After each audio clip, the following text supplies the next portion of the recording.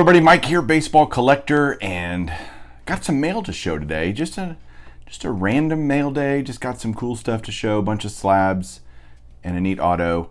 So first I want to tell you about something else. On Sunday night, this coming Sunday, today's Thursday, Sunday night, I'm going to be doing a special kind of, what do you want to call it? A community town hall, I guess, is a good thing to call it. And what I'm going to be doing is a video, a live stream, Sunday night, 8 o'clock. Let's see, is that right? 8 o'clock Central, I think we're doing it, 9 o'clock Eastern. And what we're going to be doing is talking all things national. And so I've gathered together a super panel of great YouTubers to get on there and kind of just talk about what we think and what's going on and how we think this is all going to play out.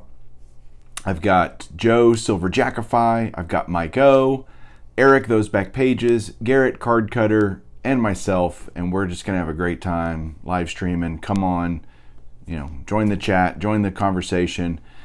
Let us know what you think about the National, because it's been moved and now it's time to figure out if that's even gonna work. So we'll go through that on Sunday night. Hope you can be there. Until then, let's take a look at some mail. Hang on one second. All right, so what we got here is just the last few days of pickups that have come in. None of this is high dollar stuff. A couple of them are super nice, but the reality is I'm just filling holes. And the first card I'm going to show is this one right here.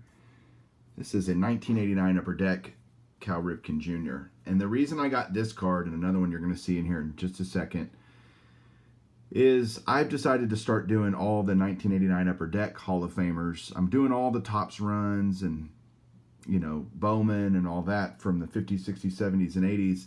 And I just thought, Upper Deck, when they came along in 1989, let me tell you this story, because if you don't know it, it's worth hearing. Upper Deck changed the card game forever in 1989. So, for 81, you had Topps, Fleer, and Donruss. Fleer and Donruss came onto the scene. Their early sets were horrible in terms of photography and quality control and all of that, but they entered the card market. They were the three players all through the 80s until 1988, when Score, this company Score, starts, making cards. And then in 1989, Upper Deck started.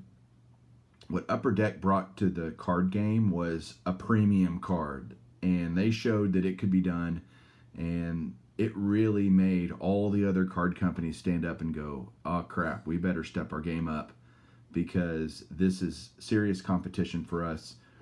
Of course, 89 Upper Deck, they chose King Griffey Jr. as the very first card to have in their very first set in 89.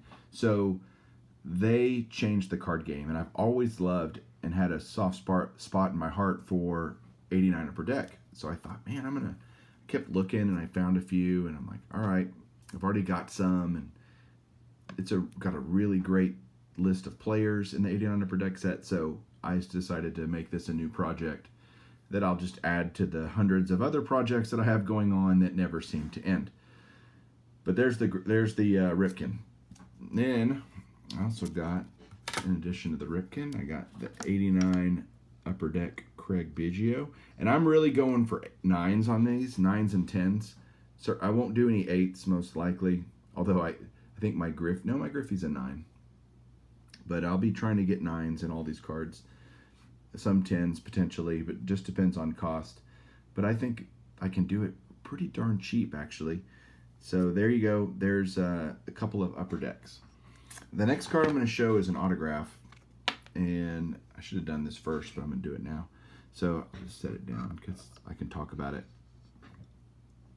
This is a 1960 Topps autographed Bobby Richardson. And the reason I got this card is, if you saw, I don't know, many videos ago now, but my mom, when she was a kid, carried around this Bobby Richardson, cut up 1960 Topps. It's hard to show. I'm going to scoot this over, show my mom's card right here. This was her wallet card when she was a kid.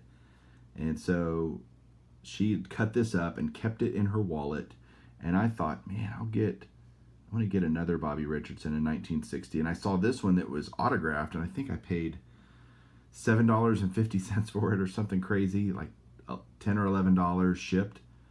Bobby Richardson's a great TTM guy and has been for years and years. 1960 World Series MVP.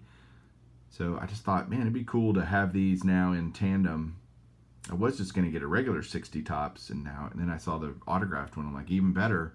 So there you go. I would give it to my mom. A lot of people said, well, get it for your mom.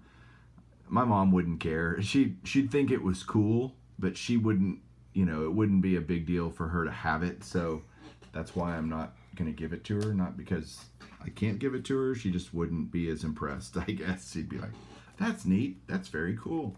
And that'd be about all that was said about that. But I was glad to get it and kind of add it to this Bobby Richardson thing that I've got going on now because of my mom. All right.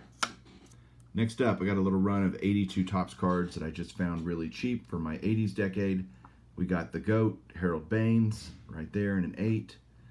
These, I do not mind getting in 8s. I mean, they're so cheap, and who cares? I just want them in my collection. I'm not worried about having 10s and all that kind of stuff. There's another 8, a Dennis Eckersley. And then this one right here. Hall of Famer Rod Carew. I swear, every time I hear or I see a Rod Carew card, I think of the Hanukkah song where Adam Sandler mentions Rod Carew. I don't know why. I just always think of that, and I think it's funny. Tomorrow, I'm supposed to get in the mail an auction win that I had from literally like 6 weeks ago that's coming in tomorrow. Probably the coolest Carew item you can have if you're going to get a card. So really hoping I get that tomorrow. It's supposed to come in tomorrow. Delivery says it's coming in tomorrow. But you guys know how the mail's been lately. It is not reliable at all. So, all right, two more. It's all my 82s. And I found these. I got a couple of these 58 Topps All-Stars. Again, still working on this set, working on the 50s period. I mean, they're awesome. This is the Frank Robinson in a beautiful collector grade 5. I mean, very well centered. Love it. Great smile on Mr. Frank. I love the 58 All-Star cards. I mean, who doesn't? How can you not? They're awesome. They're gorgeous. And then this one here is a big ad for me because I'm a huge Hank Aaron guy. I think he's awesome. And here's his All-Star card from 58 Topps, also in an excellent 5. And I thought I got really good deals on these, and just happy to add them to my 50s run and keep that rolling. So there you go, guys. That is it for tonight. Again, hopefully tomorrow get some really cool auction pickups that I've got coming. And then Sunday night, we will do the community roundtable talking about the national, all things national. We'll see you guys then. Catch you soon. Keep collecting.